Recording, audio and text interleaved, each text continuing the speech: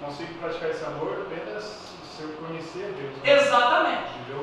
Mas o que a religião fala? A religião tenta fazer você amar a Deus a partir de você mesmo, porque o foco da religião é o homem, não é Deus. Então a religião faz o homem correr até Deus. Então. Exato. Agora, o que Jesus falou quando a religião faz o homem correr até Deus? Ele se torna filho do inferno duas vezes. Você pode correr à vontade, né? Deus sempre vai esperar. É a mesma coisa que você estiver correndo olhando para o espelho. Você pensa que você está indo, você está se afastando. Entenderam, gente? Aí Estevão chega e diz: vocês não entenderam nada. É o que nós estamos fazendo na Acese ainda. Estevão chega e diz: vocês não entenderam nada. Cadê Pedro? Pedro está onde? Está no templo, está orando. Por quê? Pedro tem uma mente? Onde é que está Tiago? Está orando. Aonde? No templo. Onde é que está João? Está orando. Aonde? No templo. Estevão fala assim: vocês estão tudo errado, vocês não entenderam a mensagem. E as almas perecendo. E as almas perecendo. Hoje o povo quer ficar dentro orando, mas não quer agir. Mas você disse tudo. Você disse tudo. Porque o religioso, Luiz, o religioso se realiza na sede da religião. Porque ele foi ensinado que Deus está ali. Ele foi ensinado que o espaço sacral é o local onde Deus atua. Lembra lá de sábado de manhã sobre a visão errada do reino, que quando o pastor ele está com problemas na sua vida emocional, ele impede de entender o reino como é. Estevão chegou e disse assim: Kelly, vocês não entenderam nada. Jesus trouxe uma coisa diferente. Aí, para concluir a nossa acessa, quem é que pega a roupa de Estevão? Agora eu pergunto: o ministério de quem? Quem que Paulo deu sequência ao ministério? De Estevão. Quem é que era para ser o apóstolo dos gentios? Estevão. Já que Paulo ajudou a matar Estevão, quando ele pega a roupa, Deus diz: agora você vai continuar a missão que era dele. Recebeu a carta. Recebeu a carta. Você agora vai continuar a missão que não era tua. A missão era do Estevão, mas já que você matou Estevão. E quando Paulo se converte, ele está indo para onde? Vai fazer o que em Damasco? Perseguir os discípulos de Estevão.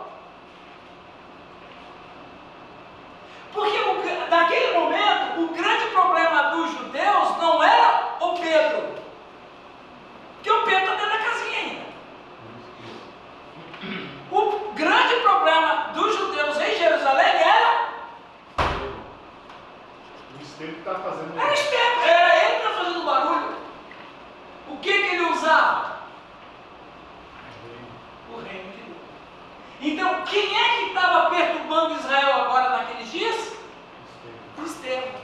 Chama, pega, vamos dizer, 20 caras, dos mais mestres do judaísmo, de 5 escolas de sinagogas diferentes, e Estevão janta todo mundo.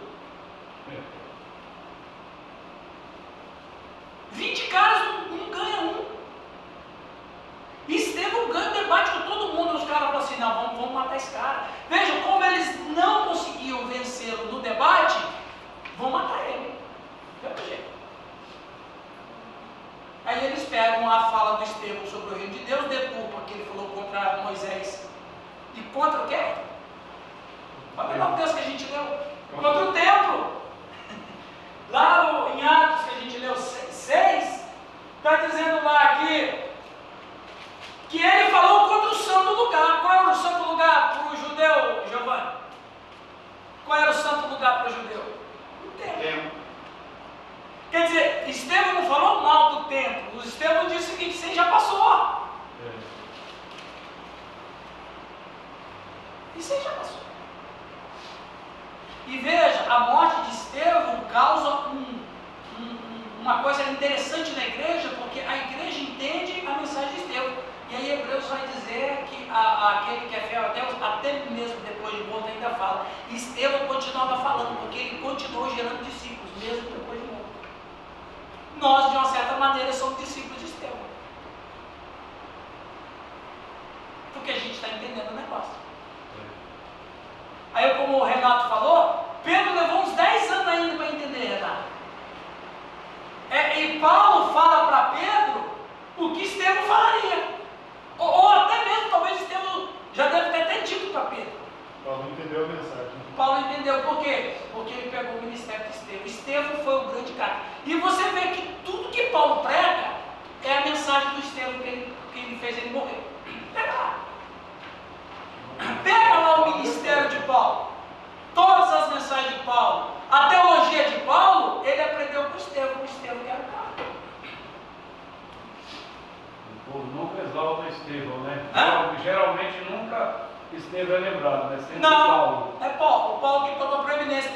Vocês já pregaram sobre Estevão? Vocês nunca pregaram sobre Estevão? Ah, deu um salvador da pátria ali. É difícil essa pregação, né? Sobre Estevão. Mas domingo só vai dar a pregação sobre Estevão. Gravar e usar o pastor. Aí, ó. Então, sobre Estevão. A gente tem que honrar esse camarada. Homem que Deus usa. Ele causou uma ruptura. Primeiro parte também, né? Exato. E por quê? Porque Estevão estava cheio Do Espírito. Do reino. do rei. Claro, o Espírito está ali com ele. O texto fala. Porque os frutos do Espírito veja, Gálatas 5:22, vocês que são pentecostais sabem isso aí de cor. Porque os frutos do Espírito olha o que diz o texto e olha o que a gente não lê direito. Os frutos mas não é frutos meus. O que a religião ensina? A religião ensina os seus fiéis a amar a Deus. Está errado. Quem ensina a amar a Deus é o Espírito Santo. Os frutos do Espírito amor, alegria, paz, bondade, benignidade, fidelidade, longanimidade, mansidão, domínio próprio. Que tipo de cidadão nós estamos falando aqui, Caio? Cidadãos do reino de Deus. Vamos orar para a gente começar a passar. Começamos bem, né? Glória a Deus. Oremos a Deus. Pastor Renato, ora a Deus para nós. Grande Deus e Pai, Pai do nosso Senhor e Salvador Jesus Cristo. Louvamos, Senhor, te glorificamos, adoramos o seu santo nome. Amém. Senhor. Sim. Obrigado, meu Deus, por cada alma, por cada vida que se encontra. Obrigado, Deus. Para juntamente aqui, ó Pai amado, no mesmo Espírito, aprendermos da tua santa e bendita palavra. Aleluia. Deus, você com cada vida aqui, com cada líder, com cada pastor, Pai amado. Meu Deus, que possamos aprender, ó Pai, e aplicar, ó Pai amado, essas revelações do Espírito Santo nas nossas comunidades, nas nossas igrejas, ó Pai, para a edificação da casa do Senhor, para a edificação da igreja, para o crescimento do corpo de Cristo, ó Pai, que é a igreja, Senhor. E abençoa o teu servo, Pai amado, que está à frente, ó Pai, deste rebanho, Senhor. Cubra ele com teu sangue, derrama a tua graça, a sabedoria dos altos céus sobre a vida do teu filho, vai para a honra e glória do Senhor. Assim nós oramos em nome de Jesus. Amém. Esse batismo é bem treca, hein? Glória a Deus.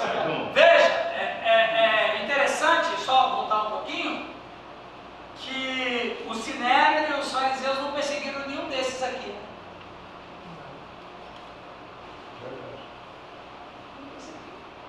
Mas perseguiram esse aqui. Eles estavam no sistema, né? Esse estava ainda no sistema.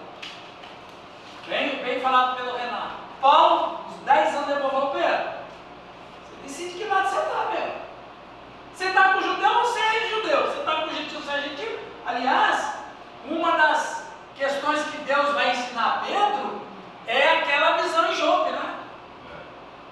Atos 10. Mata e come. Mata e come. O que ele fala? O que ele fala? Ele tem uma palavra Religiosa. religiosa. Não, minha religião nunca permitiu comer. Minha religião nunca permitiu comer isso aí, Senhor. Mas eu vou falar que você vai ouvir, é uma religião, pô.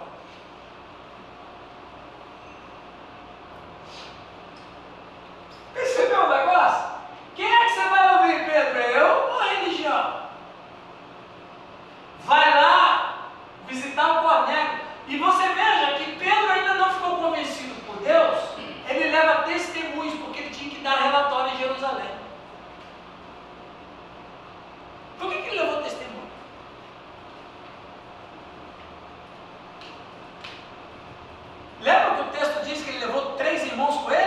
Igual diz a religião dos ou três testemunhos. Por quê? Porque quando ele chega lá em Jerusalém para dizer o que Deus fez no meio do gentio, os caras iam apedrejar ele. Ele disse, ó, esses três irmãos aqui que são provas que eu não tenho nada a ver com isso não.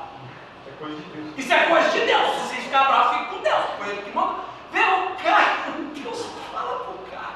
Isso aí não é resquício ainda, que ele negou Jesus, medo dos judeus, você é um deles. Não, ele ficou ainda com tudo isso.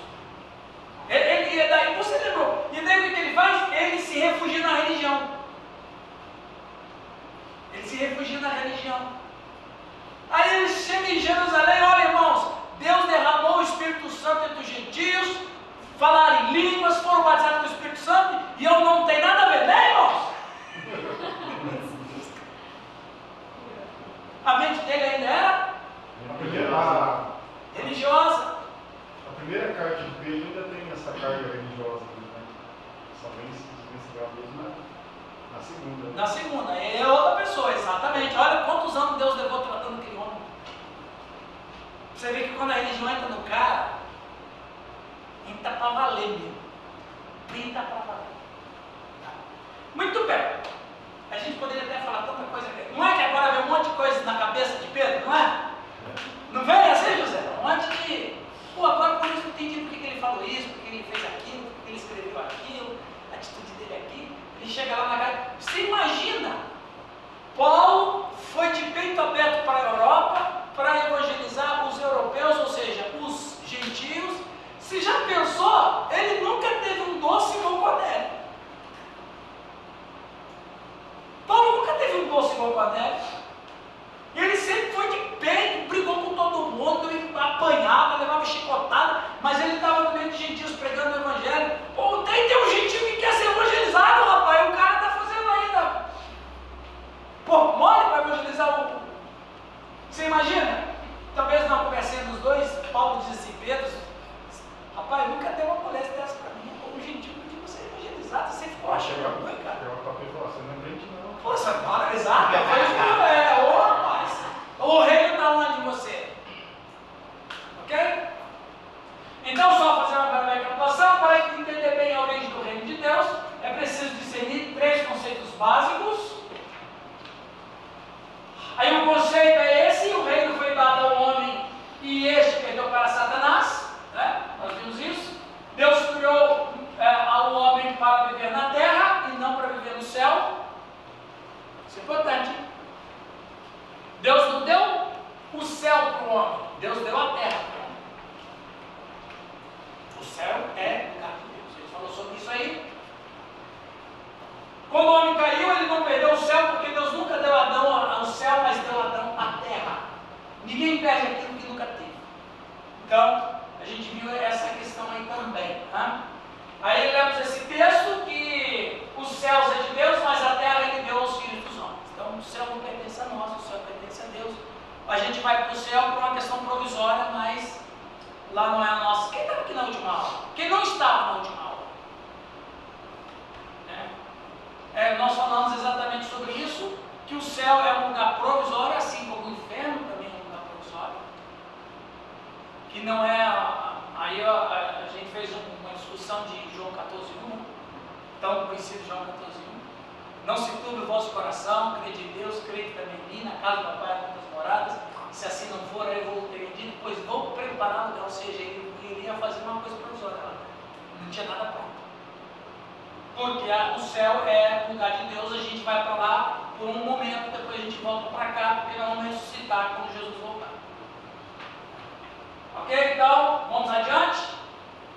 Falamos sobre a oração, a importância de trazer o reino e a principal obra da conversão é o pecador se reconciliar com Deus e não ganhar o céu. E aí eu até fiz uma provocação aqui, dizendo que quem dá trabalho na igreja é quem vai para o céu. E para não assustar quem não estava aqui, é porque o cara que resolve lá ali, o cara que resolve o problema dele de ir para o céu, o resto se explode, ele já resolveu o problema dele. Entendeu, Oswaldo?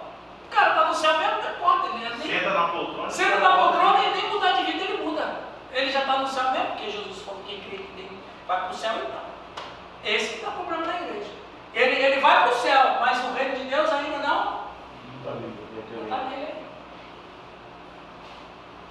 cara que dá problema para nós. Aí a gente viu tantos versículos dizendo que a obra principal de evangelização é mudança de vida. E ganhar no céu é um brinde. Né? Ok, agora nós vamos entrar nessa questão. O segundo conceito, e aqui a gente começa, migrar, e aqui é que está o trabalho da gente que é pastor. Hein? Não é um trabalho fácil, não é um trabalho rápido, não é um trabalho simples, é um trabalho muito complicado. Migrar, quem está talvez na maior facilidade é o pastor Giovanni. Não tanto, mas talvez ele está mais fácil pelo trabalho novo que ele está começando. Mas o Nilton, o Oswaldo, Marco. Mas eu não tenho dificuldade com isso, pastor. Não? Muito novo convertido aí. Não, aí sim. Aí você pode colocar o cara no reino. E não uma religião no cara. 90% mais ou menos são novos convertidos. Melhor ainda. Melhor ainda. Na oitava também. Oh, glória! Barreira da fruta também. Barreira sobre a cabeça. Estamos nadando de braçada. Oh, glória! Então veja, aqui está a dificuldade. Migrar da religiosidade para ser um cidadão do reino de Deus. É diferente. Estevão migrou da religiosidade. Quando ele mudou de lado, ele viu tudo com claridade. E veja como é que ele morre. Qual é a última oração que ele faz? Perdoa. Pai, Pai, perdoa-lhes. Por que ele pôde fazer uma oração dessa sendo assassinado de forma injusta? Convicção do reino. Porque ele estava cheio do reino dentro dele. Ou seja, quando o reino de Deus ocupa o espaço do coração de alguém, o exterior não entra. O exterior não entra. É a mesma questão de Paulo e Silas na prisão. Eles apanham, mas depois eles abençoam o cara que bateu neles. Que é o carcereiro. Tá, vamos lá. O cristianismo se tornou apenas uma religião onde a grande cobrança dos cristãos na herança que Deus tem preparado são apenas coisas materiais, e assim tem tirado o reino de Deus de seus corações. Eu vos destino o reino, como meu Pai me destinou. Eu vos destino o reino, ou preparo o reino. Vamos ler agora Mateus 23.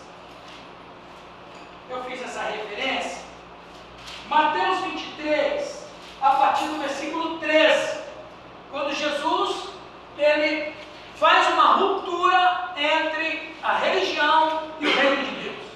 Veja bem, Jesus nunca foi religioso, nunca praticou religião, nunca foi no templo sacrificar animais. Interessante, voltando um pouco só para enriquecer os argumentos, Pedro evangelizou os caras em Jerusalém, não evangelizou? Sim ou não? Sim. A Bíblia fala em Atos que muitos sacerdotes obedeceram à fé. Sim ou não? Sim. Mas o que muitos sacerdotes faziam? De manhã eles sacrificavam o cordeiro no templo e de tarde ia cantar para Jesus. Olha que coisa doida. Ou seja, eles estavam mal discipulados. Quer dizer, o cara converteu a Cristo, Giovanni, mas de manhã ele sacrifica e à tarde ele vai adorar o cordeiro que morreu por todos. Entendeu o negócio? Como é que é difícil a religião? É um dos grandes B.O. de Gálatas, é isso, né? Aquela mentalidade judaizante. Isso. Tem que pôr a lei, os ritos cerimoniais, blá blá blá. Exatamente. E isso que a gente vai ver daqui a pouco. Vamos ler Mateus 23, que Jesus faz denúncias gravíssimas. Gente, se vocês soubessem como que a rede social pipocou naquele dia. Você não tem noção. Jesus falou isso aqui de manhã, de tarde, a Globo News, o CNN. Estava dizendo, Jesus ataca a religião. Qualquer coisa é mera semelhança, né? Mas ele já está comendo, né? Vamos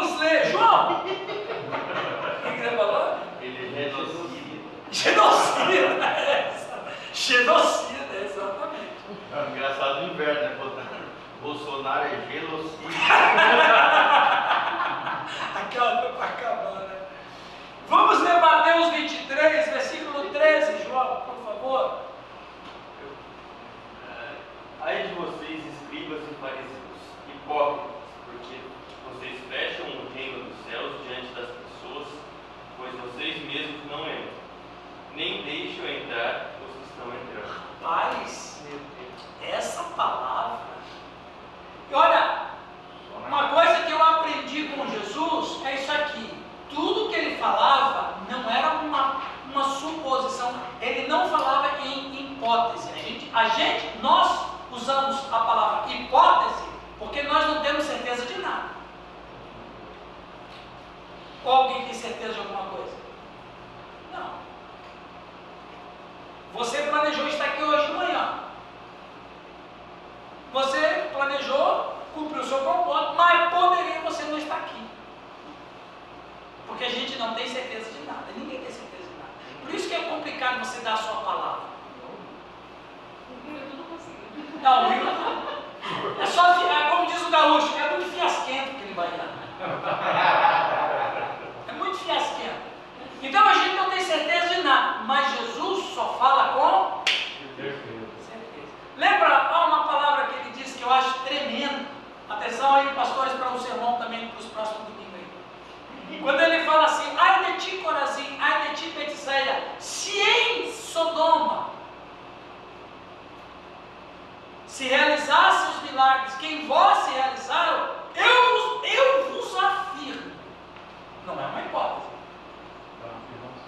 É uma afirmação. E ele só fala coisas com certeza porque ele é onisciente. Eles estariam presentes até hoje nisso. Eu acho essa palavra tremenda. A gente poderia fazer hipótese. Ah, Marcos, se você viesse...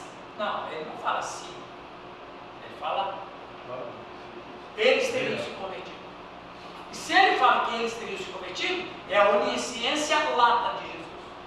Porque Deus tem dois tipos de onisciência. A lata, a abrangente e a restrita. A restrita é o que acontece na história e que vai acontecer. E a lata é aquilo que não aconteceu, mas ele saberia o que aconteceria se os homens tomassem outras decisões. Então a onisciência de Deus é além do que a gente imagina. Entendeu, José? Então, Jesus diz aqui, ai de vós. E ele aquilo ali faz uma afirmação. Vós, fariseus, que são o quê? Religiosos. Vocês, olha o que ele fala. Vocês fecham o reino dos céus. Como é que a religião fecha o reino dos céus? Vocês têm noção? Como é que você, como pastor, pode fechar o reino dos céus para uma pessoa? Criando embaraços, legalismo, religiosidade, Quando falsidade. a religião diz para o fiel o que ele tem que fazer, em detrimento do que o reino de Deus, quando está no coração do cara, fala. Exagero, doutrina de homem. Dogmas, etc. Isso fecha o reino. Ó, se você é cheio do Espírito Santo, você vai ter que falar em línguas. Ó, se você é convertido, você vai ser dizimista.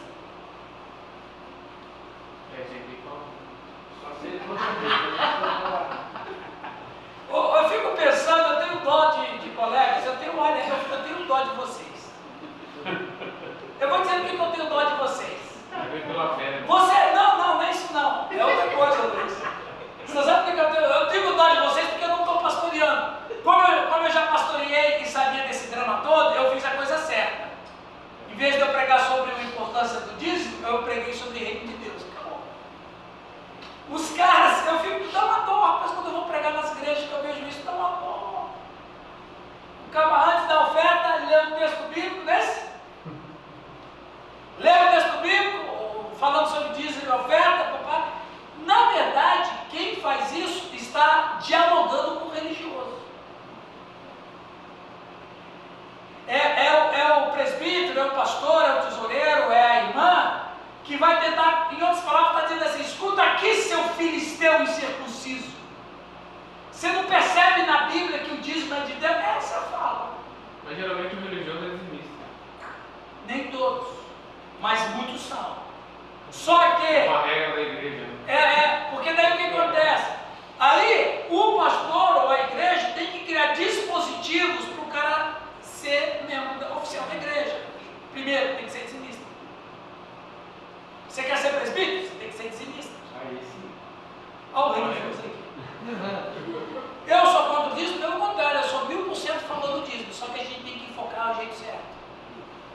Qual é o jeito certo? Os melhores dizimistas estão aqui. Porque ele dá mais do que o dízimo. E tem que pagar o tributo, né? Não é uma obrigatoriedade, né? Não, exato, ele não vê como uma obrigação. O religioso dá o dízimo, você falou, Luiz, é verdade. Ele dá o dízimo de uma maneira. Busca de cargo, poder, tá? Poder, cargo, bênção, prosperidade. É isso que a religião oferece. Isso é sacrilégio. Claro, o dinheiro que ele dá vai abençoar a igreja, mas está prejudicando ele. Entende? Está prejudicando ele. É aqui, ó. O cara que faz boas obras para ganhar o céu está abençoando o cara que está recebendo a boa obra, mas está prejudicando ele. Perceberam o que eu quero falar? É o que Jesus falou. Vocês não deixam entrar, olha lá a palavra dele. Pois vós não entrais e nem deixais entrar o que está entrando. É como se o cara, agora que eu estou vendo, não é bem assim não, vem cá, deixa eu explicar direito. Não, mas aí Jesus, não é bem assim não, vem cá que eu vou te explicar direito. Nossa, eu estou entrando no reino, eu estou entrando no reino. Nossa, que coisa interessante, Jesus tem um grande amor. Mas deixa eu explicar como é que é esse amor de Deus. É isso que a religião faz. Não entra e não deixa os outros. Não entra, e quem está entrando, E dá um belo tempo. está saindo. Fica atrapalhando na porta. Fica atrapalhando. Então, olha só que coisa. Uma das razões por que Jesus foi odiado com os religiosos. Ô colega, você está atrapalhando lá, irmão. Você está atrapalhando lá. Não é para mostrar Deus assim. É para mostrar Deus mais ou menos assim. Porque o religioso mostra Deus como? Com a visão dele de Deus. Mas, Com a visão que ele tem. uma visão que ele construiu. Então ele mostra a Deus uma visão a partir de si. Disforme. O que o catolicismo fez durante 1000 anos? Que é chamado na história a Era das Trevas. O que o catolicismo fez? Se apropriou da luz. Se apropriou de Deus e apresentou o Deus que ele queria. Que eles queriam, que a religião queria. Segundo a perspectiva dele. Segundo a perspectiva deles. Por que o judeu não aceitou Jesus como Messias? Se achavam os únicos detentores das promessas de Deus. Porque quando eles ficam cativos na Babilônia, quantos anos? 70. Eles ficam cativos na Babilônia quantos anos? 70 anos. O que eles experimentam na Babilônia? A glória. Eles estão na capital do mundo. Os reis poderosos, eles convivem com os reis poderosos. Eles conviveram com Nabucodonosor, eles conviveram com Nabopolassar, eles conviveram com Nabonido. Eles só conviveram com reis pomposos, poderosos. Quando eles voltam, que daí a sinagoga nasce na Babilônia. Quando eles voltam para Jerusalém e traz a sinagoga, o que eles trazem com eles? A figura do Messias. Qual é o Messias que eles esperam? O Messias babilônico. Um rei poderoso, do cavalo branco, porque assim era a visão que eles construíram na Babilônia. Eles só conviveram com reis poderosos. Quando a Bíblia fala que vai vir um rei de Deus, o rei dos reis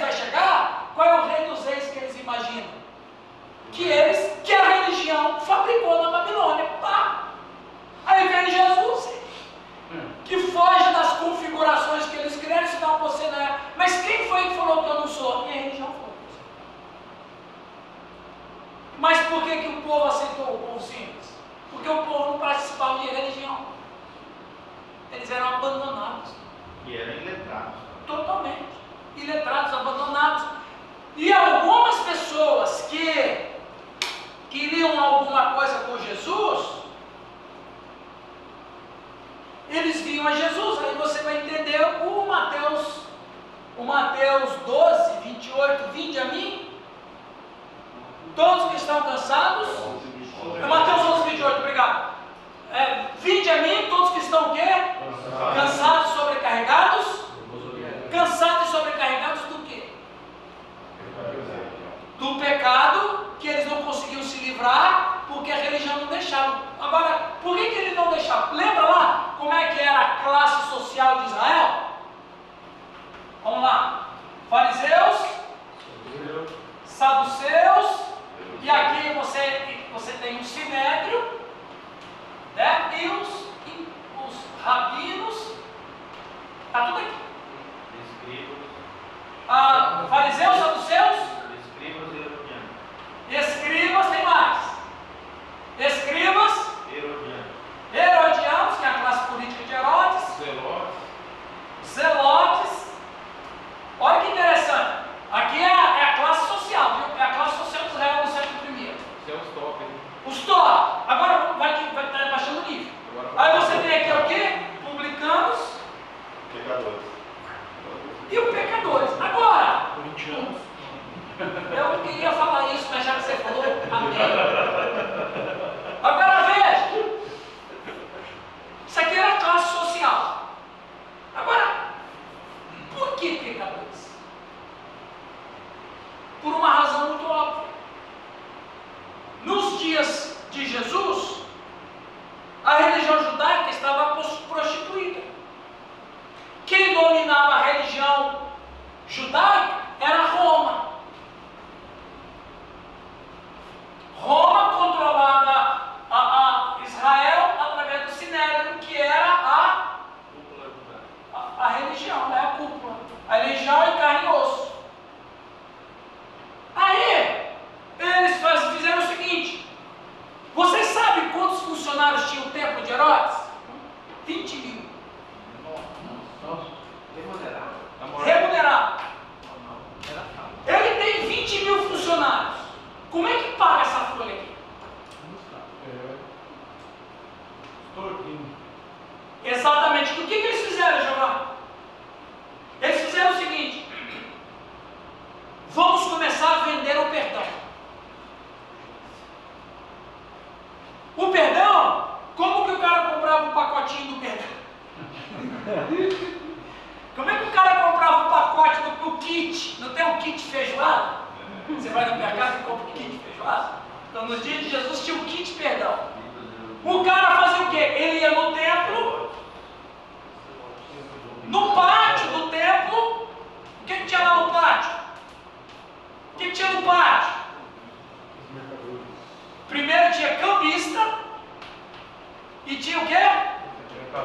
Os mercadores. Aonde que estava isso? No pátio ou no templo? Cambista. O que faz o cambista? Troca moeda. Agora, que moedas vão trocar? Se tudo é uma moeda só. Tinha duas moedas. Tinha a dracma e tinha a moeda do tempo. Olha que enganação. E aí, Caio, eles inflacionaram. O que fazia?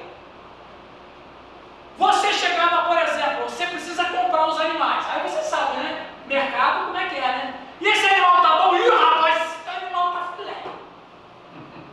Aí era uma ovelha doente, um galo cego. Ó, aqui tem. O que você tem? Ó, eu tenho aqui ovelha de uma dracma, tem ovelha de um estáter. Ah, pá, eu tô meio duro hoje, eu vou comprar uma ovelha mais barata. Era isso que acontecia. Então o que acontece? O cara chegava, por exemplo, ele vai comprar a mercadoria, mas ele tem que primeiro trocar a dracma pela moeda do tempo. Aí ele entra no mercado com a moedinha do tempo. O ágio era horrível.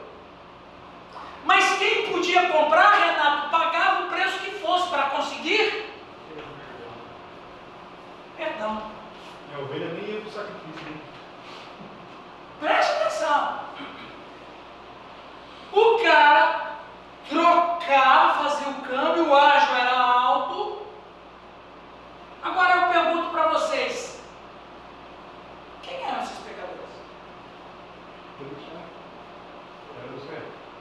Esses pecadores eram os caras que não tinham dinheiro para comprar perdão. Se eles não sacrificam, eles não têm o perdão. Se eles não têm o perdão, o que eles são? Perceberam o negócio? Jesus vai procurar quem? Os que precisam de perdão. E aí ele vai dizer, os sãos não precisam de médicos. Ou seja, aí Jesus pega, faz um azorrague, derruba a mesa dos cambistas, espalha aquela coisa toda, não faça em casa de meu pai, casa de negócio. Aí os caras da religião chegam e falam assim, você está atrapalhando o nosso negócio. Você está atrapalhando o nosso negócio. As pessoas não precisam saber tudo sobre Deus, só um pouco, do jeito que a gente quer vender a imagem. Perceberam o negócio? Que corrupção que estava nos dias de Jesus. Se a corrupção no Brasil hoje é terrível, a corrupção daqueles dias era mais ainda, sabe por quê? Porque envolvia perdão. Aí os caras chegam para Jesus e falam, você está atrapalhando o nosso negócio. Processo para os dias de hoje, isso. Nós estamos vivendo isso aí. Nós estamos vivendo isso aí. Então Jesus vai dizer, olha lá, no versículo de número 15. Oswaldo, lê para nós, querido. Mateus 23, 15. Vocês não sabiam que tinha 20 mil funcionários no templo, né? Só funcionava. Continua, lê lá, Oswaldo. Ai de vós, escribas e fariseus, hipócritas, porque percorreis o mar e a terra para fazer um projeto, e depois de teres feito, fazeis filho do inferno 2 vezes mais do que vós. Veja, preste atenção. Por que o religioso, Giovanni, procura fazer outro religioso? Por quê? Porque o religioso produz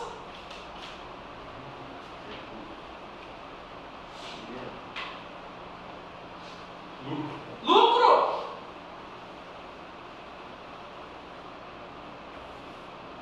Aí Jesus fala, vocês estão procurando prosélitos. Pô, eu tenho 20 mil funcionários, eu tenho que pagar essa turma, tem que sobrar dinheiro para mim. O reino de Deus não é nem um pouco importante. Todas as religiões hoje giram em torno disso. Né? Claro, claro. Agora, olha que coisa mais interessante. Quantos anos a igreja viveu como igreja, sem ser religião, até... eu já falei até, né? Quantos anos foram? Exato. Quantos anos foram? Aproximadamente. Agora eu pergunto, Giovanni, como que um grupo chamado igreja sobreviveu por 300 anos sendo caçado, perseguido, morto, assassinado, sendo desapropriado de bens? Como que esse povo não acabou? Por causa do reino. Quem é que sustentou a igreja durante 300 anos sem que ela fosse uma instituição organizada? Pastor, chegou o jacaré.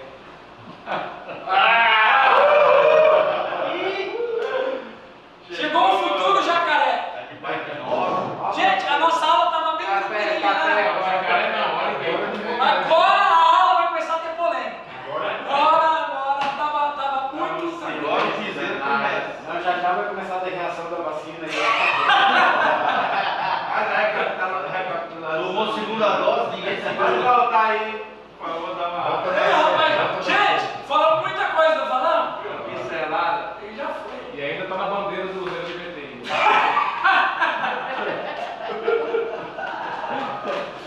Então veja, Jesus fala que os fariseus são hipócritas porque eles rodeiam a terra e o mar para fazer o quê? Prosélito, mas não para produzir cidadão do reino. do reino.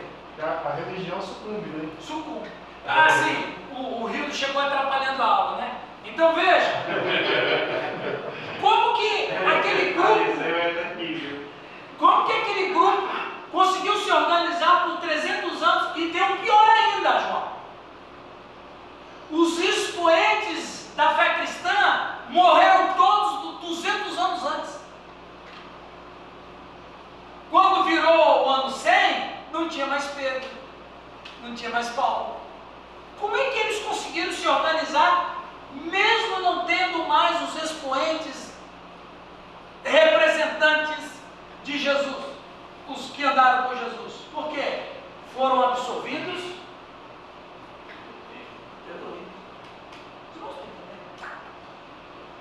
isso aqui que dá vida à igreja, amém?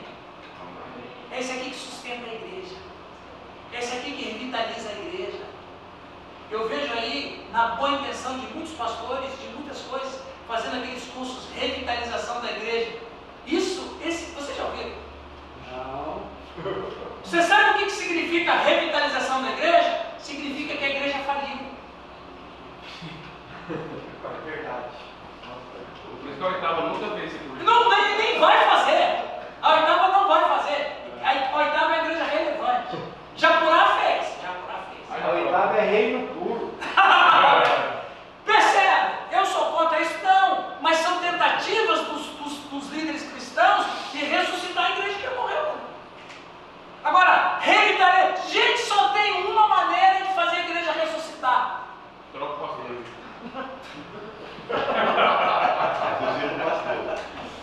Papaizinho, eu aceito a tripulação de Deus. Leva essa alma. Vocês estão percebendo? Então veja. Quem que matou a igreja? E não foi o diabo. Pastor. Religião. O espírito religioso. Igual o pastor tem que no cartório, é ele que é o responsável. Ele é o responsável. Não, o Luizão tem razão. Ele é o Eu responsável. falo porque eu estou dentro dessa marca. Olha. Veja, irmãos. Eu quero aqui pega esse material que eu dei para vocês. Por favor. Pega esse material. Começa uma escola dominical. Domingo à noite. Prega, ensina, fala isso. Restaura a sua igreja. Tira essa. Você vai ver que quando a igreja entender o reino de Deus, o que é o reino de Deus, a importância do reino de Deus, a transformação que o reino de Deus causa, você vai ter ovelhas felizes com você. Você vai ter uma igreja sadia. Ministério leve. Olha, eu vou dizer, o ministério do reino, você vai evitar abordar pautas desgastantes como perdão, amor, dízimo, oferta, missões, evangelismo. Você não vai precisar falar disso, porque vai estar impregnado nos caras. Pastor, Fala, meu irmão. quando se fala em religião, existe, sem citar nomes, uma igreja que conversava vezes com obreiros dela, eles colocavam um cara 6 anos de banco, de disciplina. E o cara trabalhando era dizimista. Se saísse do emprego, era obrigado a continuar sendo dizimista. Sem nenhum ganho. Meu Deus. O que eles chamam o grande líder dela até morreu há pouco tempo no Brasil. Então veja, irmãos, o que o Marcos está compartilhando. Entregou a marmita. O que o Marcos está falando é sério.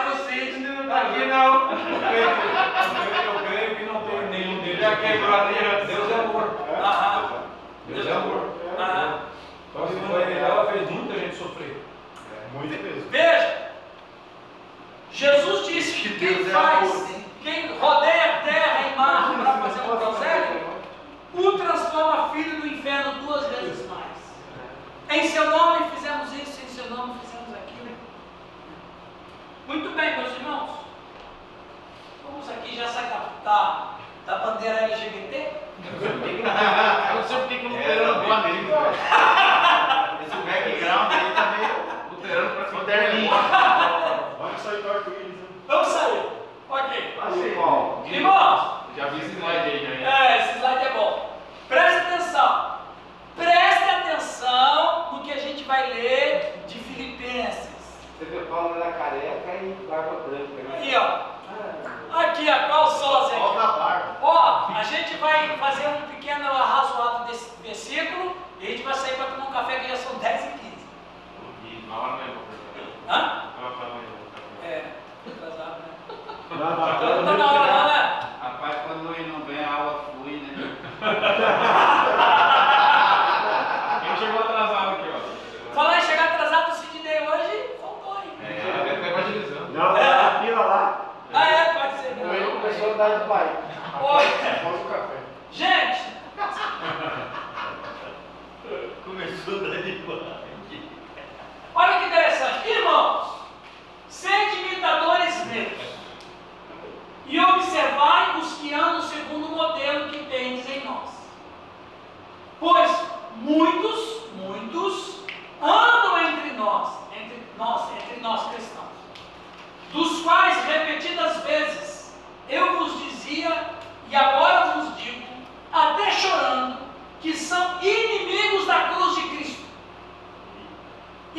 inimigos da cruz de Cristo quem?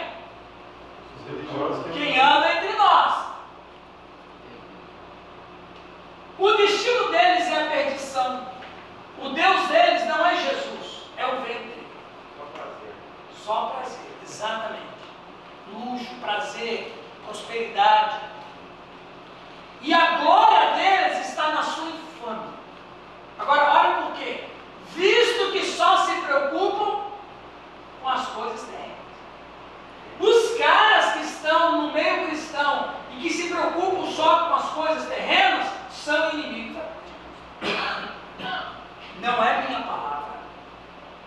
E nem precisa de hermenêutica, porque ele está falando de uma maneira clara. Clara, literal. Literal. Não precisa de hermenêutica. Não precisa de interpretar isso aí.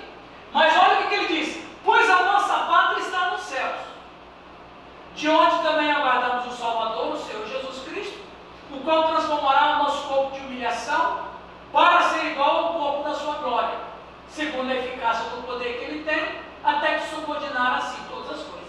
Quem são os inimigos da cruz de Cristo? Quem está no meio cristão com o espírito religioso. Porque o religioso só pensa nas coisas terrenas. Jesus vai dizer em Mateus capítulo 6 que é os gentios que ficam preocupados com isso. Ansiosos. Quem é que fica preocupado com comer, beber e vestir? Os gentios. Por quê? Os gentios não entendem o reino. Aí ele vai dizer, mas buscai, pois, em primeiro lugar o seu reino e sua justiça, e todas as outras coisas vos serão acrescentadas. Ou seja, a preocupação de quem segue a Jesus é se suas ações são ações de gente que realmente é do reino de Deus. Não é para preocupar com comida, bebida. Isso aí, Oswaldo, quem está no reino de Deus, o rei provê. O pão ele dá aos filhos, enquanto... E o ímpio, como é que consegue o pão, diz lá a Bíblia? Suor. Com muito sofrimento. Penoso. Penoso, é penoso o pão do ímpio. Mas os seus filhos, por quê? Porque o rei provê para mim. Se nós pararmos e vermos, todos nós, infelizmente, temos um pouquinho de religiosidade. Temos, porque nós fomos E nós estamos investidos. iniciando com isso, né? Por quê? Porque nós somos de uma cultura extremamente religiosa. E a cultura extremamente religiosa é a herança do romanismo. Está impregnado. Está impregnado na cultura. Está impregnado. Você já começa com a questão pessoal, a natureza humana que o Giovanni está falando. É sempre a tentativa do eu querer fazer. Bom, eu quero, bom, então vamos fazer aqui, ó. Nós somos um bando de babilônicos aqui. Todos nós aqui somos babilônicos.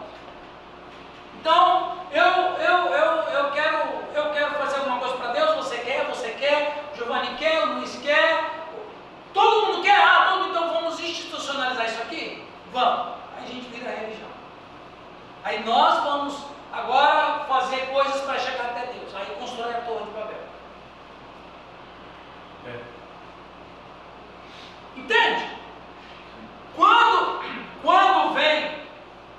vem o catolicismo para o Brasil, e quando ele está aqui evangelizando, espalhando aqui o catolicismo, que na verdade foi o catolicismo, a religião foi colocada em primeiro lugar. Então, além de estar na nossa natureza humana, está na nossa cultura brasileira, por causa do catolicismo. A maioria dos evangélicos pensa religiosamente igual os católicos. Exatamente. Mesma coisa.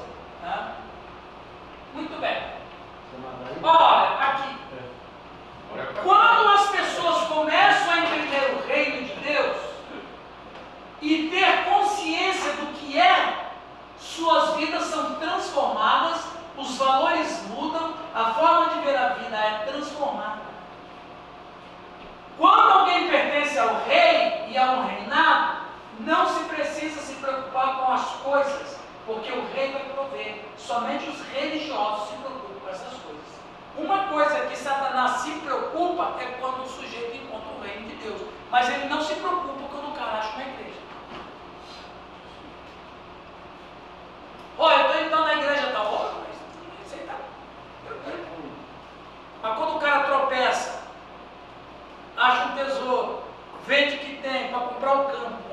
tesouro, aí ele fica doido.